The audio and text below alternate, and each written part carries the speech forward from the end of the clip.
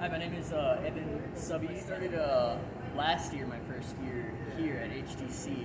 Uh, Before then, I was actually sophomore in high school, and they asked me if I wanted to do any college classes, and I was like, sure, I'll look at what they got to offer. I got to meet the teachers before I came here, so I thought it was pretty nice. Everyone here was nice. All the students are nice, so it was a positive experience.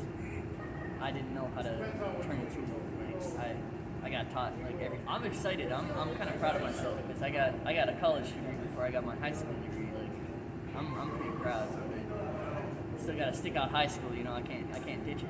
I can apply for higher paying areas when I start off, so I don't have to deal with the bare minimum pay. I can be like, I got an education. You got to pay me a little more. Because body work, 100%. I love working with the plastic fillers and sanding that down.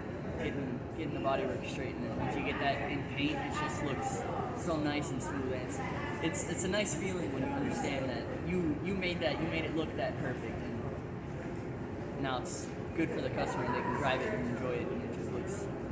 I'm glad that I stayed here.